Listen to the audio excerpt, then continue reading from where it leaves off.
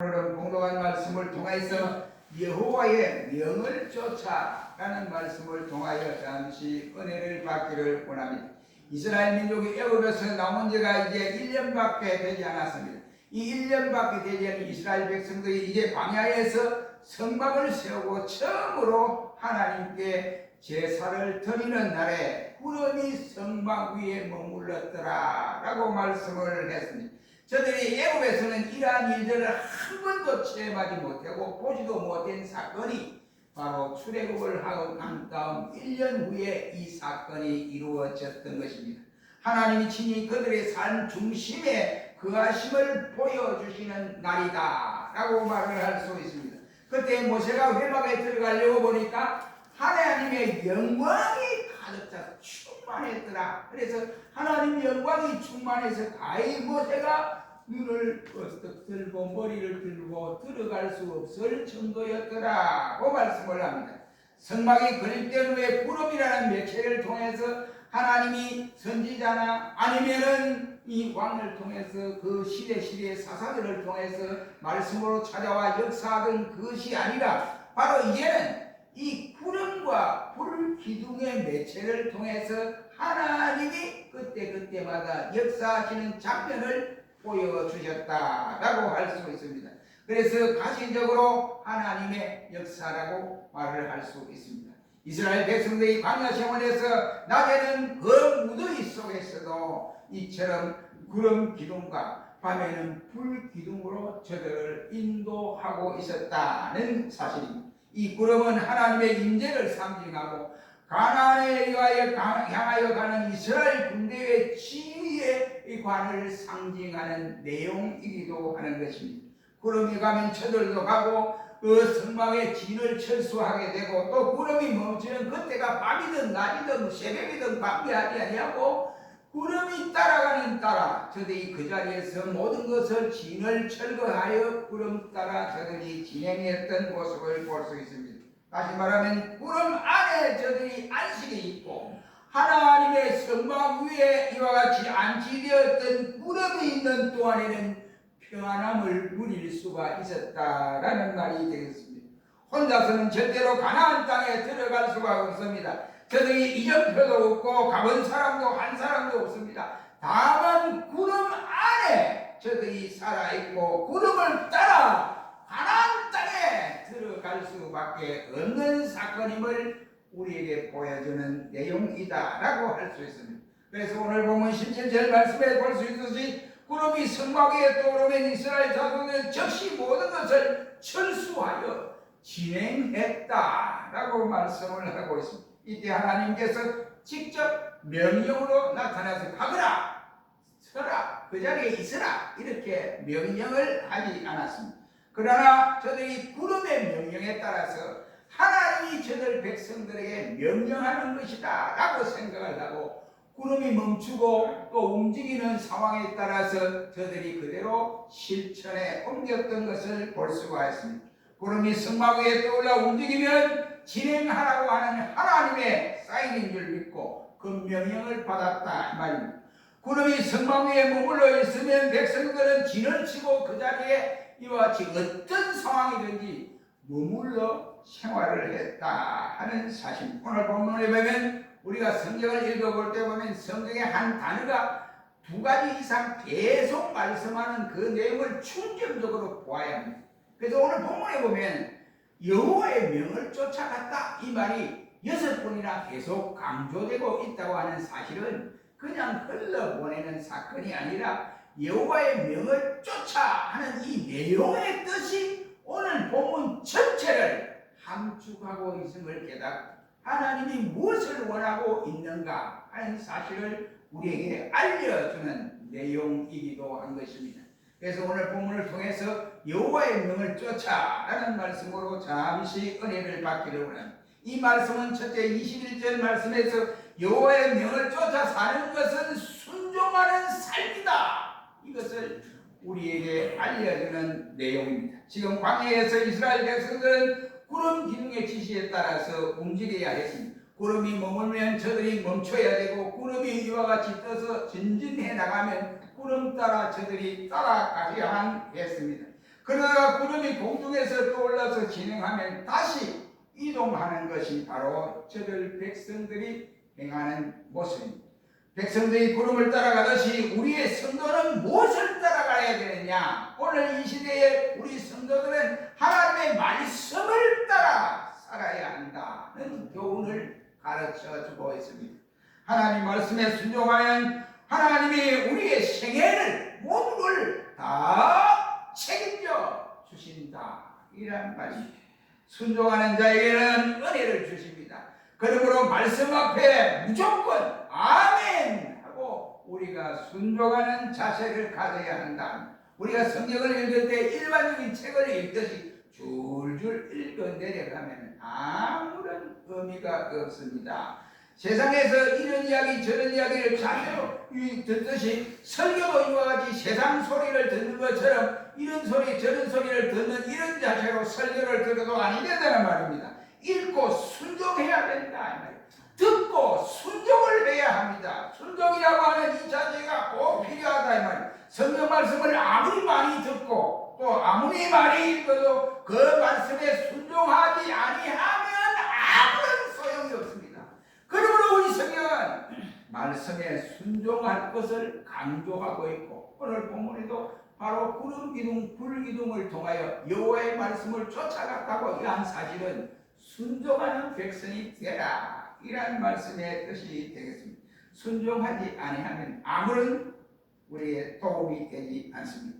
아무리 설교를 듣고 실천하지 못하면 오히려 죄만 짓는 결과를 가져오게 되고 또 말씀대로 살지 못하면서 태만 여러 번 듣고 이러면 기만 높아져서 결국은 교만해지고 죄를 짓게 되는 것이다. 이런 말. 그래서 예수님께서 말씀을 듣고 행하는 자가 복이 있다라고 말씀하고 있습니다. 아무리 좋은 약이라도 우리가 먹어야 효력을 발휘할 수가 있으시 하나님의 말씀을 받아서 아멘하고 먹고 힘을 얻어 말씀대로 순종할 때 말씀의 약속의 축복을 우리에게 허락해 주신다. 이란 말입니다.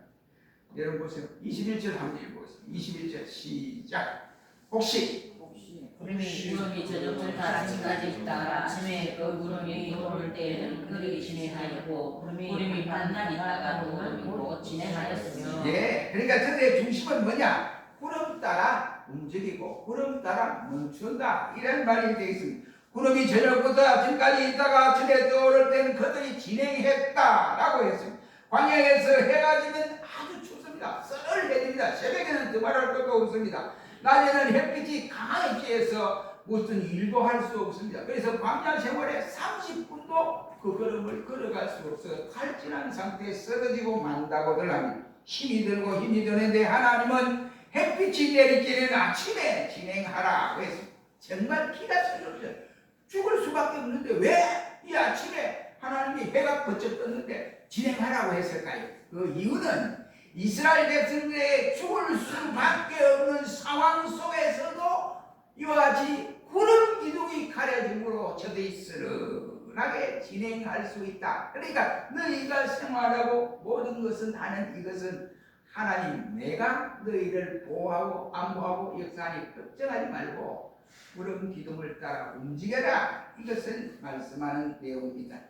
정말 힘이 드는 일이었지만 저들 이스라엘 백성은 하나같이 불순종하지 아니하고 왜 나의 이 뜨거운 햇빛에 우리를 가라고 하느냐? 그러면 저녁 때 돼서 해가 지든지 그때 가서 가라고 했으면 좋았을 텐데 왜 이러시느냐 하고 불평하는 사람이 없었습니다. 모두가 다 순종했더라고 했습니다.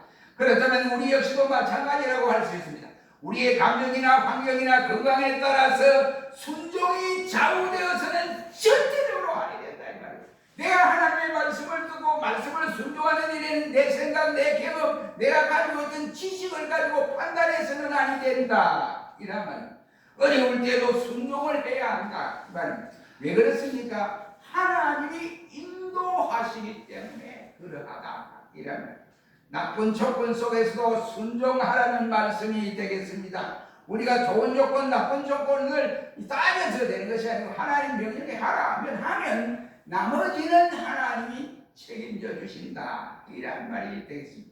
하나님이 왜 그 어려운 상황에서 가라고 했을까요? 가라고 하는 목적이 있습니다. 그것은 연단시키기 위한 과정이다 라고 생각이 됩니다. 지금 우리가 어떤 환경에 처했든지 간에 무조건 우리는 순종해야 할 것을 말씀하고 있습니다. 하나님의 주권적 섭리 안에서 불평하거나 원망하지 말고 감사함으로 순종하시기를 주의 이름으로 축원합니다. 두 번째는 여기 명을 쫓아갔다 이 말은 22절 말씀에서 하나님의 보호를 받는 이와 같은 역사가 일어나게 하는 것이다 라고 할 수 있습니다. 광야에서 하나님께서 백성들을 낮에는 구름 기둥 밤에는 불 기둥으로 보호하여 주었습니다. 이스라엘은 40년 동안 광야 생활에서 구름 아래에 생활했습니다. 이스라엘 백성들이 거주한 수곳을 떠나 광야에 들었을 때 얼마나 날씨가 뜨겁겠습니까? 정말로 뜨겁고 뜨거웠을 것입니다. 이에 구름이 나타나서 저들을 그늘지게 함으로 시원하게 했던 것을 보여주었습니다. 그런데 백성들이 애굽에 나온 지 얼마 되지 않아서 홍해 앞바다에 들어섰을 때 앞에는 홍해가 가로놓여 있고 또 양쪽 벽에는 절벽이 돌아가서 뒤에는 애굽의 군병들이 이스라엘을 잡기 위해서 쫓아오고 또 보니까 특별 병거가 말을 타고 또 달려오는 상황에 이르렀습니다. 그때에 구름 기둥, 불 기둥이 저들을 인도해 줍니다. 그래서 하나님께서 이와 같이 구름 기둥을 저 이스라엘 뒤쪽에다가 딱 가게 했어요. 그러니까 이스라엘 앞에는 뭐냐면 불기둥이 쫙 붙여져. 그러니까 저기 홍해를 육지같이 건너게 하는 깨끗한 이와 같이 낫을 만들어져서 저들이 다 홍해 바다를 건너게 했으나 애굽의 군대들은 캄캄한 밤이기에서 앞을 분간할 수 없을 이와 같은 상황에 이르렀습니다. 그러므로 22절 말씀은 저들이 또한 이틀이든지 한 달이든지 아니면 1년이 되든지 간에 구름이 성막 위에 머물러 있으면 그 자리에 있으라 이 말. 그러나 그렇지 않고 반나절이라도 성막 위에 떠있던 구름이 움직이기 시작하면 너희는 철수를 해서 각 지파대로 철수해서 움직여서 떠나라 이러한 뜻이 되겠습니다. 빨리 저들은 하루속히 약속의 땅 가나안에 가고 싶지 않았겠습니까? 여러분 광야에서 그것도 한 자리에서 언제 출발할지 모르는 과정에서 정착도 못하고 있는데 1년을 구름 기둥이 움직이지 않고 있을 때에 우리와 저와 여러분이라면 어떤 생각을 가지겠습니까? 별의별 생각 다 할 거예요. 그리고 또 별의별 소리를 다 해서 왜 이러느냐? 우리를 이끌어왔다가 왜 이러시느냐고 별의별 소리를 다 할 것입니다. 이스라엘 백성들은 그래도 1년이 되더라도 순종했다라고 하는 사실. 여기서 우리는 때로는 하나님의 뜻이 내 뜻에 맞지 않아도 내 의견과 틀려도 자신의 생각과는 틀려도 자기 자신을 쳐서 하나님 말씀 앞에 복종하는 삶을 살아 순종하는 일밖에 없다고 강조를 해주는 내용입니다. 내 뜻대로 안 된다고 하는 것은 하나님의 뜻대로 원하는 것을 믿고 우리는 감사하며 받아들여야 합니다. 우리의 뜻대로 될 때는 우리가 좋아하고 기뻐하고 즐거워하고 하나님 나에게 개감하고 이러면 춤을 두둥실 출 것처럼 이렇게 하다가도 갑자기 내 뜻대로 안 될 때만 낙심하고 불평하는 것은 우리가 신앙의 바른 자세가 아니다 이런 말입니다. 그러므로 우리를 향하신 하나님의 뜻이 있기 때문에 때로는 지체하는 때로 있을 것이고 또 그렇다고 해서 어려울 때도 올 것이고 환난 날도 다가올 것이고 이렇지만 내가 원하는 대로 되지 않는다고 해서 우리는 절대로 낙심하지 말고 순종의 길을 걸어가야 한다라고 교훈하고 있습니다. 여러분 무엇이 대간절 순종입니까? 지금 내 형편을 겸손히 그대로 받아들이는 것이 순종이라. 그래서 예수님께서 말씀하시기를 나의 원대로 마음씨고 아버지 뜻대로 되기를 원합니다 라고 말씀을 하셨던 모습을 볼 수 있습니다. 우리는 이럴 때 하나님의 뜻을 기다릴 줄 알아야 한다. 하나님의 때를 기다리는 것은 결코 우리의 시간 낭비가 아니라는 말씀이 되겠습니다. 우리가 주의 일을 할 때도 너무 조급하거나 서두르지 말고 하나님의 뜻이 무엇인지를 조용히 기다릴 필요가 있다는 내용의 말씀입니다.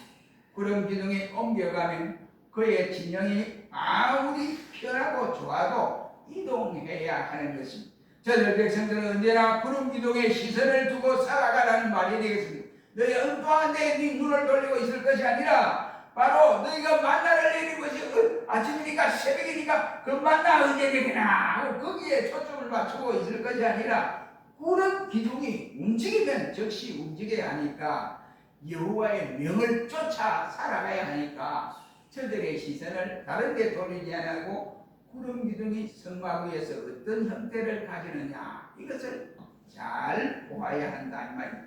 그 좋은 예로 사울 왕이 블레셋과의 전투를 앞에 두고 이제 사무엘과 약조하기를 우리가 전쟁에 나가기 전에 하나님 앞에 번제를 드리고 그 다음에 우리 전쟁에 나가도록 합시다. 그런데 번제를 내가 와서 드리겠습니다 하고 사무엘이 약속을 하고 약속 시간을 딱 정했습니다. 그런데 가만히 보니까 사울 왕이 보니까 이게 답답한 거예요. 왜냐면 자기 군대는 약하고 저 블레셋 군대는 강하고 세계 제일 강한 군대예요. 그러니까 이 백성들이 이제 군인들이 대처에 있다가 한 사람씩 빠지기 시작하고 도망을 가기 시작합니다. 그래 사울은 불안해. 그래 불안하니까 보니까 사무엘이 약속 시간이 다 됐는데 왜 안 오지?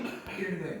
그래 조금만 기다리면 오면 올 거인데 그만 급한 나머지 회막에 들어가서 번제를 드리다가 드리는 중에 사무엘이 도착을 했습니다. 왕이요 지금 무슨 짓을 합니까? 왕이 하지 말아야 할 일을 왜 하고 있느냐고 이렇게 책망을 했어요. 그러니까 이제 사무엘이 막 그래 말하니까 사울 왕이 이제 허겁지겁 막 변명을 내려놓습니다.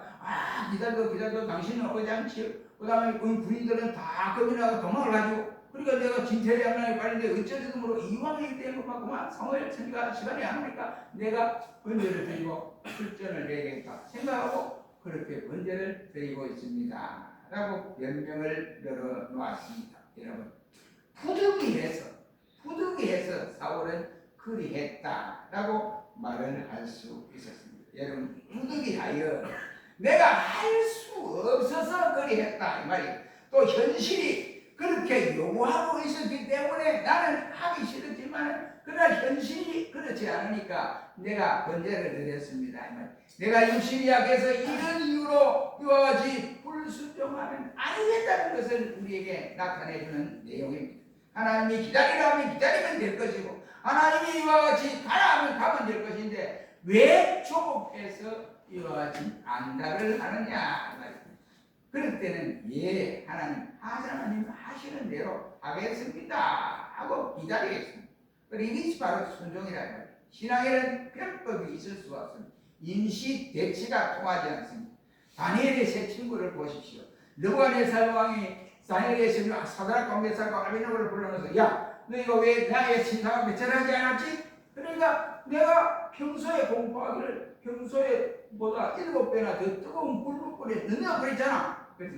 그럴 때 하는 말이 너희가 당연히 불불에 들어가야 되지만 이번에는 너희가 용서를 해줄 테니까 다음에 빵빠레가 올려 그랬을 때는 너희가 기필코 바로 경배를 드려라. 만약 그렇지 않으면 평소보다 7배나 더 뜨거운 풀무불에 내가 집어넣는다. 두 번째 딱 걸렸어. 사드락과 메삭과 아벤노고는 신하들이 그들을 이제 왕에게 고발을 했습니다. 그걸 붙잡혀왔습니다. 그래서 사드락과 아벤노고에게 하는 말이 느부갓네살이 야 이놈들아 너 지난번에 용서해줬잖아. 근데 왜 그렇게 경배 안 했느냐? 너는 이제 풀무불을 집어넣는다. 그러니까 이 세 사람이 하나님이 우리를 절대로 죽이지 않습니다. 물론 넣어도 우리는 죽지 않습니다. 그래서 만약에 하나님이 우리를 구하여 주지 아니하실지라도 우리는 왕의 신상 앞에 절을 절대로 할 수 없습니다 하고 단호히 이와 같이 거절했던 모습을 볼 수 있습니다.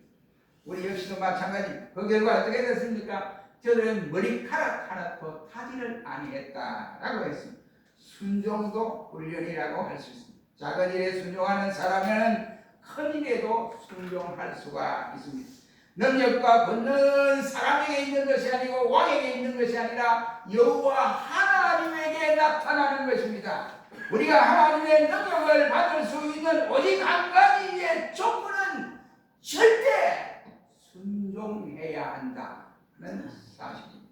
사랑하는 성도 여러분, 우리 모두 하나님 말씀 앞에 절대 순종하여 하나님의 든든한 보호를 받으시기를 주의 이름으로 축원합니다. 세 번째는 오늘 보면서 여호와의 명을 쫓은 것은 하나님의 인도를 받는 것이다 라는 내용입니다.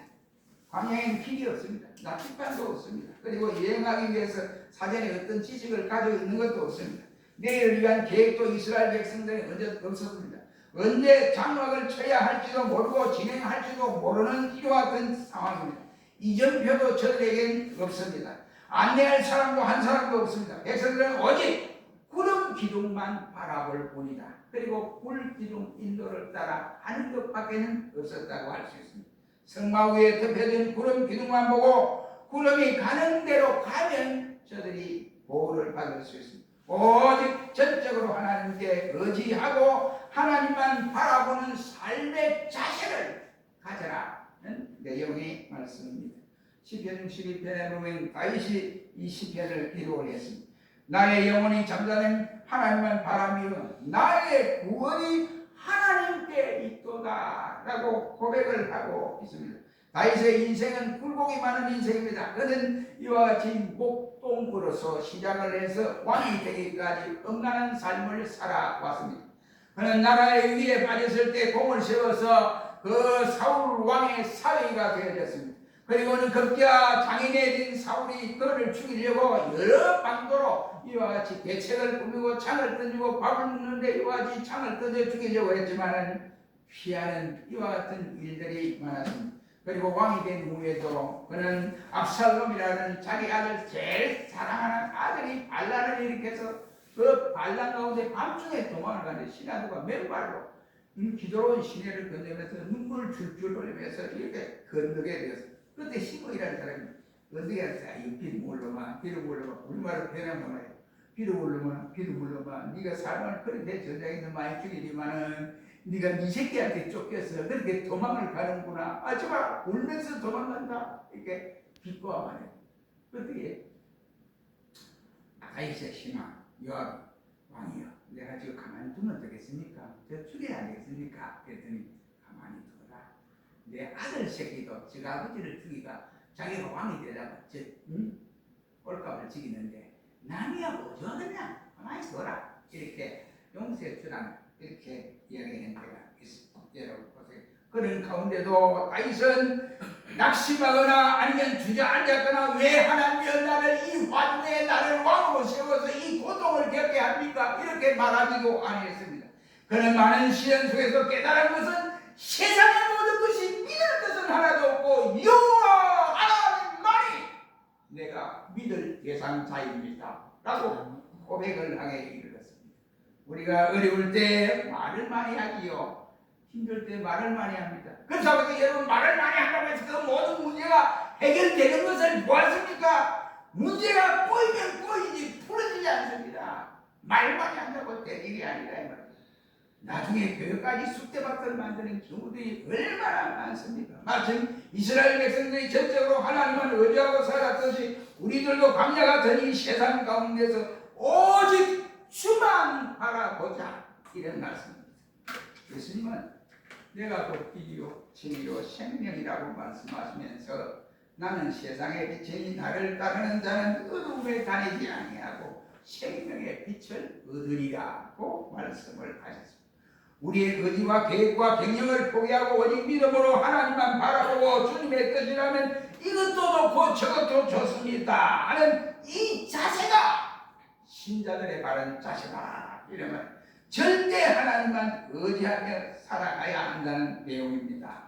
우리가 눈을 들어 살아계신 예수님을 바라보아야 된다는 말이 되겠습니다. 우리가 때로는 어떻게 해야 좋을지 어디로 가야 할지 무엇을 해야 할지 모를 때에 내가 그 길이요 진리요 생명이라고 하는 예수님의 말씀을 기억하자. 내가 말씀을 쫓아가는 확신이 있을 때에 하나님이 우리를 인도하여 주신다. 이런 내용입니다. 내가 말씀을 쫓아가지 않은 데에 하나님이 우리를 인도하실까요? 절대로 그러지 않습니다. 어떤 경우든지 말씀을 쫓아가는 주의 백성들이 되시기를 축원합니다. 이제 결론을 맺겠습니다. 영국의 해상무역이 항상 전 세계적으로 활발한 시대가 있었습니다. 그때 영국의 선박 제조를 하는 기술이 세계에서 아주 뛰어난 이러한 상황에 있었습니다. 그런데 어떤 배를 가지고 이제 항해를 하는데 여행객이 묻습니다. 그 배는 이와 같이 나침판이 두 개가 있어요. 하나는 갑방에 이제 손님들도 볼 수 있도록 갑방에 하나는 바로 바로 나침반 어디냐 사람이 볼 수 없는 요 꼭대기 하나를 설치했습니다. 그래서 그 중에 이제 성격하는 사람이 물었습니다. 선장이 왜 나침반을 두 개나 있는데 잘 보라고 한 게 아닙니까? 그런데 하나는 우리가 문제들이 볼 수가 있는데 저 하나는 쭉 꼭대기에 세워놨으니 저 누가 볼 수 있습니까? 왜 그랬습니까? 물었습니다. 그렇게 선장이 싱그러시면서 배는 철로 되어 있습니다. 그래서 바다에 풍랑을 치고 이러면 이 철의 영향에 따라서 나침반이 잘못 이와 같이 될 수 있습니다. 그러나 저 위에 돛대 위에 있는 그 나침반은 어느 영향도 받지 아니하고 그 지시를 바로 해주고 있습니다. 영향에도 끄떡하지 아니하고 나침반이 제대로 가르치고 있습니다. 라고 말씀을 했다고 합니다. 여러분 우리에게도 인생에도 두 나침반이 있습니다. 하나는 이성의 나침반이 있고 다른 하나는 신앙의 나침반이 있습니다. 우리 모두는 이성을 생각하고 판단하고 이성으로 결정하고 행동하는 경우들이 있습니다. 그런데 이성은 자주 우리 주변의 환경을 뒤집어 놓을 때가 있습니다. 우리에게 걸어갈 수 있는 길을 평안한 길로 인도해 준 게라 뒤집어 놓을 때, 그래서 판단력이 걸릴 때가 있습니다. 그러므로 우리 모든 성도들은 오직 신앙으로 판단하고 신앙으로 결정하여 행동해야 합니다. 오직 신앙입니다. 오직 성경입니다. 이것이 여호와의 명을 쫓아가는 길입니다. 우리 모두 여호와의 명을 쫓아가는 백성들이 되시기를 주의 이름으로 축원합니다. 기도하겠습니다. 그러하지 나는 우리의